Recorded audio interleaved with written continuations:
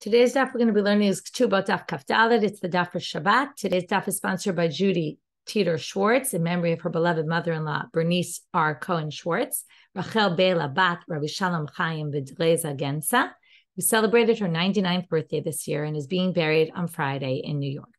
She loved learning, always wanted to study Talmud as a girl and wasn't allowed to. May her neshama have an aliyah. Today's daf is also sponsored by Jane Shapiro in honor of Nina Black, her in-law and Daf Yomi friend. May we be able to celebrate more smachot together, including Siyum HaShas. I want to also take this occasion to thank the Hadran Long Island group for hosting me so beautifully on Thursday night.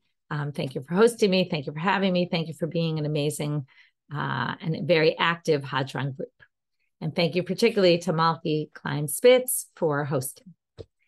Okay, we're going to get started now. And by the way, it's not too late, I will be in Teaneck on Sunday, speaking with my husband, Rabbi Seth Farber, at Congregation Rinat Yisrael. So if you're in Teaneck, or in the area and you want to come, it's at, I believe it's at 8 p.m. You can find all the details online in Teaneck. Okay, we are starting now, just to go back for one quick minute, to the Mishnah on Kaf Gimel Amud Bet. V'chein shnei anashim, we have two people. Each one says about themselves that they're a Kohen. So I want to point out a few things. Number one, we're talking about, it was at the end of yesterday's class, so now I want to go a little bit more in depth. This Kohen that we're talking about is someone who seems to be, from the commentaries, came from somewhere far away. We're not talking about someone who's known in the community as a Kohen. We're talking about someone who we don't have any sort of presumed status about them. They just show up on the scene and they say, I'm a Kohen. We don't believe them. Now, what does it mean we don't believe them? So first of all, in terms of this Kohen, there's all sorts of issues about a Kohen. Number one is there's privileges. There's also prohibitions. When it comes to the prohibitions, we already learned, somebody can cause themselves to be forbidden. So basically about yourself, you can say, I'm a Kohen, and you're not allowed to be impure to dead people. You're not allowed to marry a divorcee or any of the people a Kohen can't marry. Here we're talking about, can you do any of the positive things? And particularly we're talking about eating truma. So now we say, right, obviously, if you can't eat truma, then you can't do the other things as well, like duchening, right, birkat kohanim, or eating sacrificial meat, or working in the temple. So you can't do any of those things. So they're not believed. Ubizman shehem mi'idim zeh et zeh, if they testify for each other, harei elu ne'emani. They are believed to testify for each other. Here it seems that one witness is enough. Why is one witness enough? So here it seems to be mainly, we're talking about truma, because one witness is permitted for isurim, for things that are either permitted or not. Truma is one of those. Or some people say because it's something that eventually can be figured out, right? Eventually we can look better into the lineage and figure out, so people don't really lie about things that will eventually be figured out. Rabbi Yehuda Omer, Eim alin l'kuna al pied echad. Then we saw Rabbi Yehuda who said, can't be based on one witness. And we're going to talk about, right, which seems you can't do it about your friend. Okay, we're going to see in the Gemara later, they're going to assume he's worried about gomlim, what we talked about yesterday, about one lying for the sake of the other. Okay, and Amar Rabbi Elazar, and then we have Rabbi Elazar and Rashbag, which again, it's not exactly clear their opinions. We're going to get to that much later, not even in today's daf, so we're going to move on. So now the Gemara went as if a little bit off topic. We'll see in a few minutes why it's mentioned specifically on this Mishnah, which is, why do we have all these cases of Hapesh Asal Hu Hapesh Yitir? By the way, Gefed is now up in English on Hapesh Asal Hu Hapesh Yitir, so if you want to go more in depth, you can listen to that. Also, if your Hebrew is good, Daf Michelle Farber this week was also about this concept of Hapesh Asal Hu Hapesh Yitir. So again, we don't have enough time to go in depth. If you want to go in depth, there's extra shiurim on our site to help you go in depth into those topics. So now the Gemara had said, why do we need so many different cases of a Hapesh Asar? We have 4 cases: the case of the land, it's your father's, but I bought it; the case of we signed on the document, but we were forced; the I was married, but I'm divorced; and I was taken into captivity, but I wasn't raped. So we said, why do we have all these? So again, we started with the one about the land. The land we had, because there we would think all the more reason you wouldn't even only there Hapesh Asar or Hapesh Yitir works, because why would you be providing information about land that didn't belong to you, right? And then say, but it does, right? But why would you even start that if you weren't really telling the truth? And that's why Hapesh Asar works there, but maybe not in other cases, because there's a huge financial loss for you if people would take you seriously that the land was someone else's. You'd lose all your land. If it was the witnesses, then we're worried more about when you then say, right, witnesses, you're testifying about other people. If we only had that case, we'd say, well, witnesses, it doesn't really affect you. So maybe when you said in the end, right, you changed your mind. One second. Right. Maybe we believe you when you say at the end, but we were forced into it. But we're not going to believe you when it relates to you and land and a financial loss. Maybe that's why you're lying at the end. Maybe you're lying at the end specifically. And that's why we wouldn't believe you when it comes to land.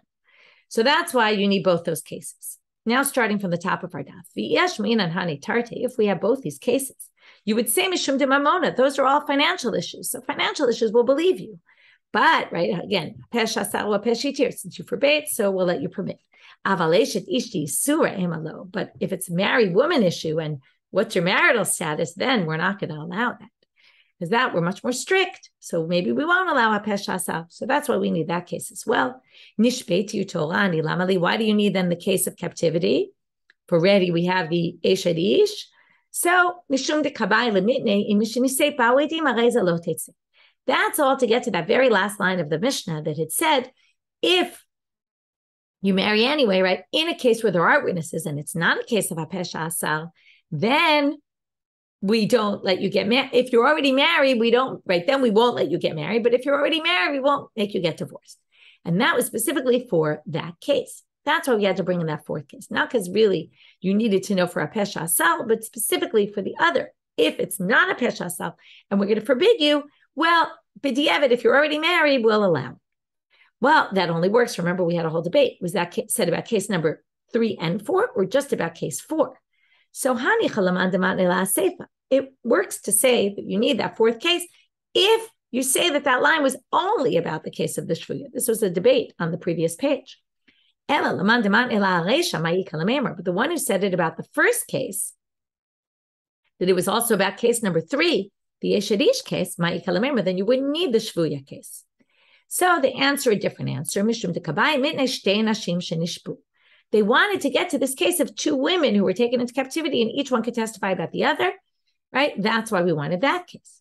So then they said, what's so unique about that case that we need to have a special Mishnah telling you? Because you might have thought that we're worried about them lying for each other. That's why they tell you, no, we're not worried about them lying for each other. Each woman is believed about her friend. Now we finally understand why this is on our Mishnah. Because then they want to know, well, why did they bring our Mishnah? What do you need that case for? They wanted to get to the debate between Rabbi Yehuda and the rabbis in our Mishnah about, which we're going to see in a minute, which is, are we choshesh l'gomlim or are we not choshesh l'gomlim? Or, like it seems simply in the Mishnah, is it one witness or do you need 2 witnesses? Well, we wanted to get to that machloket, and that's why we brought that Mishnah as well. So now we get to how we got to all these things and why it is an interesting Gemara, which is really kind of talking about all the Mishnayot of the chapter and why they're ordered in the way they're ordered and why they're all brought. Tanu Rabbanit. Now we bring a Braita, which we're going to see. Like I said, the machloket between Rabbi Yehuda and the rabbi seems to be about Gomli. Ani Kohen v'chaveri Kohen. If you say, I'm a Kohen and my friend is a Kohen, ne'eman lachilo b'truma ve'eno ne'eman lasio isha. You're believed to allow eating truma, and that's what we assumed the Mishnah was talking about. But, by the way, the Mishnah said, each one said about the other, mi'idim zeh et zeh. Rashi on the Mishnah, different from Rashi on the Mishnah before about the women who were taken into captivity, where we assumed each one only testified about the other. Rashi here in the Mishnah says each Kohen's testifying about himself when it says mi'idim zeh et zeh, each one about himself and about his friend. Perhaps Rashi is basing it on this Braita, and maybe that's why. So in any case, people ask, why does Rashi differentiate between these 2 cases? It's a really good question. So now we have, he's believed to eat truma, but he's not believed lahasio isha, ad shiyu shlosha. Okay, when it comes to marrying a woman, you need 3 witnesses. Why 3? Isn't 2 enough? Well, you need 3 people. You don't really need 3 witnesses. Shnayim idim al zeh, shnayim idim al zeh. In other words, you have Reuven, Shimon, and Levi. Reuven and Shimon are your Kohanim. Levi is not, or he's just not involved here, but he testifies. So Reuven testifies about himself and Shimon and Levi. Shimon testifies about himself and Reuven and Levi. I'm sorry, I'm a mistake. Let's go back. Reuven testifies about himself and Shimon. Shimon testifies about himself and Reuven, and Levi testifies about Reuven and Shimon. So everybody has testimony of themselves, which we don't really regard, and two witnesses who talk about him because we've added Levi to the picture. That works to marry a woman. What does it mean to marry a woman? And this is a very important basic sugya with huge ramifications for even modern day issues that come up. So Lasio Isha, Rashi says, and he has an extreme opinion about this, on Kafam Bet at the bottom, okay, because this sugya is going to continue and be discussed. 3 lines from the bottom, Rashi says, Lasio Isha, Shema Mamzel Onatinu. The concern is maybe they're a mamzer or a natin. Now, if somebody says they're a kohen, it means they're a kosher kohen, which means they're not a mamzer, they're not a natin. They have no problem with their lineage, they're clearly kohenim. And this means basically that if someone comes and we don't know who they are, we have to check. Because according to this, you need 2 witnesses to prove that the person is not a mamzer or a natin. And that's the issue here that we're discussing. Tanakama says, and obviously Rabbi Yehuda, because he's the one who's going to be more strict. Because he's going to be strict even when it comes to truma. So the rabbis were only lenient when it comes to eating truma, but not when it comes to marrying. So if you say that, there's a bit of a problem because there's a Gemara in Kiddushin that says everyone is presumed status of ksherim. They're presumed to be ksherim. You don't have to start checking. If somebody comes and says, I'm Jewish, you don't have to start saying, are you really Jewish? Maybe you're a mamzer, maybe you're in a team, maybe you're not Jewish. You don't have to start checking their lineage. You can believe them and trust them. So how do we reconcile this? It's a very good question. So some people say, b'diavad lechatchila. Lechatchila, ideally, you should check. But b'diavad, if you didn't, it's okay. You can rely on it. So that means that nowadays, if somebody comes and says they're Jewish, you have to check into it, right? In the country of Israel, you have to check in, right? They do serious checks into people's backgrounds to make sure they're really Jewish. The question is this necessary? Other commentaries say, no, this is clearly not necessary. And Judaism doesn't do this. We don't run background checks. You say you're Jewish, we believe you. We don't assume that you're lying about it. However, right now, one could claim nowadays, well, people want to claim they're Jewish in order to get into the country of Israel. And maybe then there's less believability, right? And maybe the situation nowadays is different. That's one train of going, or one track. Otherwise, you could say, no, really, you don't need to check. Now, if you don't need to check, then what are they talking about here? Lasio Isha. Here, we're specifically talking about Kohanim. Why Kohanim? Because the issue is, maybe he's a Kohen Halal, which means that as soon as he marries a woman, she's going to have a status of a Halala because she married a Kohen Halal, or her children will be Halalim. And that's the issue, that we're worried about Safek Halalim going down into future generations. So that's the issue here. It could be a halal issue and not having anything to do with Netinin or Mamzerim, as Rashi suggested. So there's a very big debate here, and it has huge ramifications for how seriously do we take that somebody says, I'm Jewish, do we need to check into it or do we not check into it? Do we trust them? And what is the halacha about that? And it's a fascinating topic. Okay, enough for that right now. Let's move on. Rabbi Yehuda Omer, even for truma, you need 3. 2 for this one, 2 for that. Now, Lememra, are we going to say that Rabbi Yehuda Chayish Legomlim, he doesn't trust one person to testify for the other because he's worried about Gomlim? If that's the case, for Rabbanan lo Chayish Legomlim, and Rabbanan are not worried about this, well, that's what it seems like. But what's the problem? Our problem is going to be from a Mishnah in Demai. Okay, Demai is about, we're not sure whether Trumot or Masrot were taken. Usually Amei Haaretz, people who aren't Chavirim, who don't necessarily keep all the halachot, we're concerned that they don't necessarily take Trumot or Masrot, and all their stuff is questionable. So, we see the exact opposite in a Mishnah there. We have people who brought in their wares on donkeys, the donkey riders. They come into the city. My wheat is new and it's not dried yet. It's not a good thing. But my friend's is old and dried already. I didn't take Trumot or Masrot, but my friend did. He's not believed about his friend. Why not? Because we're worried that he's lying. What's he doing? He's trying to make his friend's stuff look better, so people will buy from his friend. And his friend is going to say the same thing about him. And then people will believe both of them about each other. And then they'll buy their stuff. Right? And the whole concern is that they made some agreement between them. Now, that's the rabbis. Rabbi Yehuda and the rabbis by us were not concerned that if you said he's a Kohen and the other one said he's a Kohen, he believes you for eating Truma.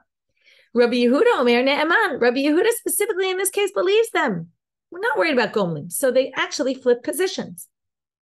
So we're going to have a few possible answers. Switch the Braita that we quoted here that seems to say Rabbi Yehuda is Choshesh the Gomlim. It's really Rabbanan, and Rabbi Yehuda isn't. Switch the opinions, go by what the Mishnah says, because the Mishnah is usually a more valid source. Abaye Amar La'olam Lo Tepu. Don't switch the positions. I'll explain it. These cases are different. Even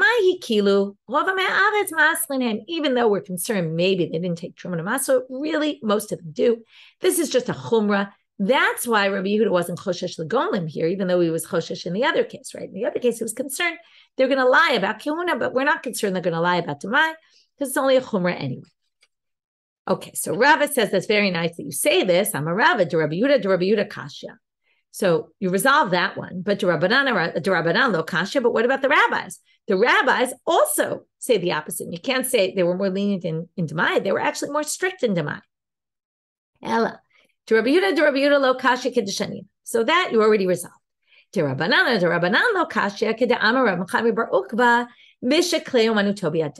Rabbi Chamar Bar Ukva answered in a different case, in 1 minute, we'll see what that case is, that it's a case where they're about to sell their stuff. They have their utensils for selling in their hands, and therefore we judge the situation differently because they're selling. Here, because when it's the issue of a Kohen, nobody's selling anything. So we have no reason to not trust them. When people are selling things, right, those people try to trick other people into buying their stuff, they'll do anything to get stuff sold. So hachanami, turning out amubet, bishakleu manuto biyado. So likewise here, we're going to say it's when he's ready to sell. Because he's ready to sell, we're more concerned that he's lying. So the rabbis will be more suspicious in that case, rather than in our case of them claiming the other one's a Kohen. So now we're going off track. Okay, so again, to resolve the contradiction between the Mishnah and the Braita, we had either flip the opinions, or we explained each one, Rabbi Yehuda and the rabbis distinguish between the cases for different reasons. One because they're selling, and the other because we're lenient when it comes to Demai. So now we're in parentheses here. Where did he say that? Ahaditnan on the following Mishnah, which is a Mishnah in Taharot. We're now entering the world of purity and impurity. Hakadal shiniach kederotav. We now have a potter who leaves his pots, v'yarad lishtot, and he goes to drink. Hapnimiyot tahorot, achitzoniyot tmeot. The inner ones, we're going to assume he left them behind. They're still pure. But the outer ones, we're going to say are impure, because maybe somebody touched them. Okay, we're going to see who could touch them that would make it impure. If someone's a zav, they're an avatuma, they could touch kelim, they can make them impure. Vahatanya, or someone who's tameh like a zav. Vahatanya, before we try to figure this out, though, there's a Braita that contradicts. Elu ve'elu tmeot. The inner ones and the outer ones are impure. When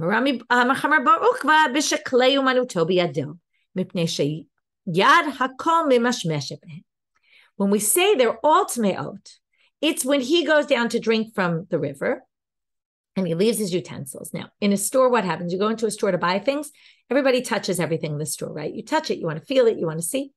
So if he was selling all his pots, and he was a potter selling his pots, and when he has klei umanutobi ado, he has his utensils, it's clear he's selling, then we're going to treat it differently, because then we're going to assume everybody's touching his stuff, and therefore everything's going to be impure. To which they say, and then the inner ones and the outer ones being different must be when he's not selling. To which the Gemara says, wait a minute, the Hatanya, but there's another Braita that says elu ve'elu to'orot. All of them are pure. We have 3 Braitas. One says they're all pure, one says they're all impure, and one says inner, outer. So they're all pure when you go down to drink, and you're not selling anything. If you're not selling anything, well then, nobody's touching your stuff. Why would anyone touch your things? You don't have to assume anyone touched it. So now we have to explain our Mishnah. What's the case there? What's the case? Here we're going to assume you're not selling, but there's a different issue. What does it mean inner outer? We didn't really explain that. Inner outer means in the Reshut HaRabim, it's like in the Cardo. If you've ever been to the Cardo in Jerusalem, stores on the side, and then there were pillars or stones or something to separate people from bumping into the store, like carriages from bumping in and ruining the walls or breaking them or something like that. So now, The inner ones are the ones that are closer to the private space there on the inside. The outer ones are near, we're going to see right now, mishum chipuf, right? They're smicha l'Rishut Rabim, they're right near Rishut Rabim. Umishum chipufei Rishut Rabim, and because there are these stones there, they're right near there. People go in that area because of the stones, it's more crowded. That means people walk and get near the edge. And then their clothes, Rashi explains the issue of the clothes.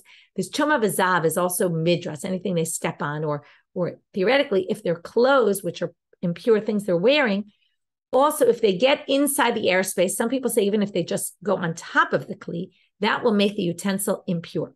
So here we're worried that people walk and their clothes go off to the side, right? They might walk near the side, and then their clothes might go over to the utensils that are on the outer edge rather than the inner edge. And that's why we distinguish between the outer and the inner. Okay, that was all parenthetical. Now getting back to our question. So we resolved the contradiction between Rabbi Yehuda and the rabbis. We now have a third explanation. Right? We had two, although the second one was kind of expanded on by Rava. Now we have a third ibait ema. This whole thing is going to get us off on a long tangent about a very fascinating topic. So this topic is, if you see a Kohen eating truma, or you see a person eating truma, can you assume that they're a Kohen, and can you assume that they can now get married based on that? That is what we talked about in the Mishnah, right? We're allowing you for truma, but not for marriage purposes, right? So now, the question is, Rabbi Yehuda and the rabbis, right? If you remember, the rabbi said, truma, it's enough one witness. For yuchsin, to get married, you need two. Rabbi Yehuda said, for all, you need two. Now, why, right? You need three, which is really two. Why? Because Rabbi Yehuda holds, if we see you eating truma, we're going to assume you're a Kohen, in which case we're going to allow you to marry, assume you're a kosher Kohen. Again, you can marry without wearing your halal, or maybe you can marry not wearing your mamzer or a natin or something like that. So now, if we see you eating truma, we're going to allow you that. That means we have to be stricter about who we allow to eat truma, because if we allow you only by one witness to eat truma and you really need two witnesses for yuchsin, well, then you're going to end up, because we allow people who we see eating truma also to marry as kohanim, that's not going to work with one witness. That's why you need two witnesses. Rabbis hold, we're not ma'alim truma liyuchsin. We don't, just because someone's eating truma doesn't mean they're a kohen, because it's different criteria. That's why truma, you can just use one witness, because everyone knows that that doesn't mean, right? When it goes to marriage, we're going to check other things. We're going to be more strict about how we check your lineage. This, by the way, creates a problem. Don't avadim knanim eat truma, right? So you can't just assume because someone eats truma that they're a kohen. So some people say that what we're talking here is waiting on the line at the granary. If you remember, we had a whole sugya about this in Yevamot, about that avadim can't wait on the line at the granary because people will think they're kohanim and they'll go let them get married.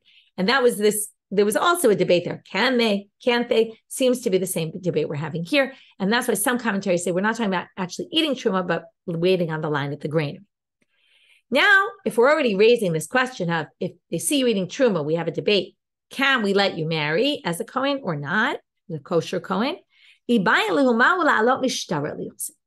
you're signed on a document as a Kohen, do we allow you also to marry based on that? To which the Gemara says, what exactly are you talking about? What kind of document? What's the case? If it's that you say, I am so-and-so the Kohen and I signed on this document. Well, nobody testified about him. You wrote about yourself. Of course, we're not going to let you marry. Just because I decided to sign my name Cohen doesn't mean I'm a Cohen.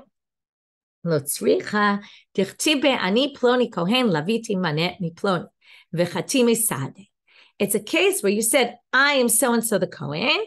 I borrowed money from so-and-so, and Adim signed on the document. This is a very interesting question.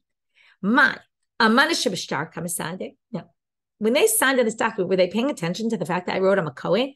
They were paying attention to the content. They're signing on the fact that I borrowed money from someone. That's something different from saying, oh, Dilma, akule milte kamasade. Or maybe they're testifying about everything in the document. So if they signed, it must mean that they checked the veracity of everything. It means they checked that I'm a Kohen. So I now have two witnesses signed that I'm a Kohen. So it depends on how you view the shtar, and that's the question. So what's the answer to the question? Well, we end up with not a clear answer. Rav Huna, Rav Chisda, Chadamar Malim, V'Chadamar Emalim. One said you can't, one said you can't. If you notice the letter which leads you to the Ein Mishpat Ner Mitzvah, where you can see the halacha is on the Ein Ma'alim, because whenever there's a suffix, we're going to be more strict, and you can't. Here's another good question, maybe more relevant in our times than signing on a document.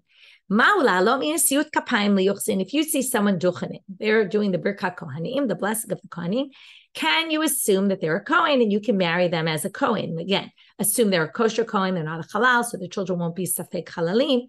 Okay, so can. Well, first the Gemara says, by the way, this question has nothing to do with the question about Truma liyuchsin. We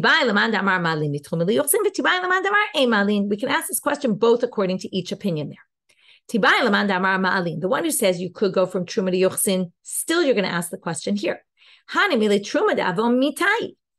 you eat Truma and you're not allowed to, again, this seems to indicate the issue is eating Truma, not waiting on the line. So I'll leave that question aside, but you can note that it's a question here. That's when there's a death penalty. If you're a non-Kohen and you eat Truma, there's a death penalty for you. So when there's a death penalty on your head, we're going to assume you're not going to do it unless you're really a Kohen. So then we could allow you to marry. What if I'm not a Kohen and I go up to do Birkat Kohanim anyway? Well, it's an Isur Aseh. That's much less serious. It says, this is how the Kohanim should bless the people in the Torah. So if I'm not a Kohen and I bless, I've transgressed, I haven't fulfilled a mitzvah aseh, I've done something against, right, a mitzvah aseh, but I haven't done a lo taseh. It's not a negative commandment. So, right, maybe we say, that's not as severe. Maybe people will come to do that anyway and not be so serious about it. Odilma lo shna, or maybe we say, there's no distinction. Tiba, and that's why it's going to be a question. Whether Truma liyuchsin, it doesn't matter. Even if Truma, you might still ask the question here. Tibai lemanda amal ein ma'alim. And we'll ask the question, if you say we don't allow you from Truma to get to Yuchsin, we still might allow it from Birkat Kohanim. Why? Truma you do privately. People might sin privately because nobody's looking, so they might do it anyway. That's something very public. Right? Think about it. Do you really think there's Kohanim in your community? There's people in your community who are not Kohanim or are get up and do Birkat Kohanim, right? It's a very big public thing. If somebody found out they weren't a Kohen, it would be humiliating, right? We're not going to assume people are going to get up and do that. Again, we keep looking into all these things. We're taking into account how we assume people will, what kinds of things people will cheat about, what things they won't cheat about. Oh, Dilma Loshna, or maybe it makes no difference. So we're back to the question, and we basically said the question is divorced from the question of Truma liyuchsin. Rav Chisda v'Rabbi Avina, again, we're going to have a machloket, chad amar ma'alin, chad amar ein ma'alin. One said yes, one said no. So now we want to try to get to a resolution to this question. Amalei Rav Nachman bar Yitzchak leRava. So he said to Rava the same question. Ma'ula lo minasut kapayim liyuchsin. Can you? Amarle looked at Rav Chisda v'Rabbi Avina. It's a machloket, as we already know. He hasn't told us anything new yet, Rava. To which Rav Nachman says to him, Hilchat Hamai, well, what's the halacha? Amarle, ana matnita yadana. I have a braita from where we can derive the answer. Tanya, as it says in a braita. Chabi Yossi Omer, Gdola chazaka shenema. Chazaka, and having a presumed status of kiuna, is very strong, as you're going to see from the following story, the following episode that happened in the Sefer Ezra. Umi bnei kohanim bnei Chavaya bnei Akotz bnei Barzilai asher lakach mi bnei Barzilai giladi isha. Okay, the sons of Chavaya, the sons of Kotz, the sons of Barzilai. Vayikarei al shmam, and they were called in his name. Elu bikshu ktavam mityachasim v'lo nimtzau v'yigoalu min hakiuna. What happened was in the time of Ezra, there were a lot of Kohanim who had intermarried. Because of that, they went to check everybody's lineage, and they couldn't find their documentation, and they basically said you can't be Kohanim anymore. Vayomer hatirshata lahem. Hatirshata is a name for Nehemiah. Asher lo yochlu mikodesh kodeshim ad amod kohen lu'urim v'tumim. He said to them, right, this is from the verse, you can't eat from the kodesh kodeshim. Okay, you can't eat sacrificial meat. He didn't say you can't do other things. He said you can't eat sacrificial meat until a kohen gets up with the urim v'tumim and uses it to figure out your status. Amar lahem harei atem b'chezkatchem. So now they say, what did he say to them? Why only kodesh kodeshim? It sounds like they can continue to eat truma. So he says to them, we started with Gedolah Chazakah, how great is Chazakah? You are b'chezkatchem. You can continue your presumed status. What was your presumed status? Well, remember, this is Ezra and Nehemiah. They were all coming back to the land. They were before in exile. But what would you eat then? You ate truma there, okay? We'll see later that it's truma d'Rabbanan. Okay, there's truma d'Rabbanan outside of Israel. It's rabbinic truma. You ate their truma. Afkan b'kochei hagvul. Here too, you can eat truma. Now, what does this have to do with anything? Well, Isa kadatach ma'alim nisiyut kapayim liyuchsin hani kevan de parse yadayu ata la'asukinu. If you think that from nisiyut kapayim, if we allow them to do berkat kohanim, you can then assume that they can marry whoever they want. These people, kevan de parse yadayu, since these people are going to end up doing berkat kohanim, what have you helped? What did Nehemiah do in this takana by saying you can't eat koche koche? Because, in other words, or by saying you can continue in your presumed status, because we're going to end up. One second. Clear here. This is a little bit of a tricky line. Actually, Rashi explains it a little bit differently than you might have thought. But 1 minute, I just want to check one thing before I say it. Make sure I'm saying it correctly. Right. First of all, he doesn't mention the fact that they also did Nisiyut Kapayim in Bavel. Okay, now if they get to stay in their Chazaka, and just like they did Nisiyut Kapayim there, they can continue doing Nisiyut Kapayim, then people are going to think, since, right, whatever their presumed status was, they ate Truma, they did Birkat Kohanim there, they can continue to do that here. If you can let them then marry as Kohanim, well, then they're going to marry as Kohanim, and they're not. These people clearly have issues with their genealogy, with their lineage. So the Gemara says, oh no, Nehemiah knew what he was doing. And even if, and then this doesn't teach you anything, this was to try to get an answer. Clearly, we're not Ma'alim Nisiyut Kapayim Yuchsin. Normally, we are Ma'alim Nisiyut Kapayim Yuchsin, they're going to say. But Shanehacha, here it's different to Riach Eskayim. These people are not considered full-fledged Kohanim, and everybody knows that. Why? Because Nehemiah already doesn't allow them to eat the koche. Anything in the temple they can't eat. So they're already differentiated from all the other Kohanim. Therefore, even if we allow them to do Birkat Kohanim and we allow them to do the things they did in Chutz La'aretz and eat the Truma, it's not going to cause any confusion about marriage because these Kohanim are clearly different than all the rest. Because if you don't say that, you're going to have a problem with those who say from Truma to Yuchsin, right? If we allow from Truma to get married and assume your lineage is great, well, these guys are going to have a problem as well. It must be because their chazaka is weaker. They weren't allowed to eat the stuff from the temple. We have this distinction, and therefore we're not worried. But in other cases, we might be worried. Okay, in other cases, we would say or we might say we don't know, but you can't tell from this case because this case is unique because Nehemiah already forbade them from eating the Kodshei Mizbeach. With that, we'll finish today. We're still really in the middle of a topic. We will continue with this topic into tomorrow's Shiur. Have a Shabbat Shalom and a Chodesh Tov.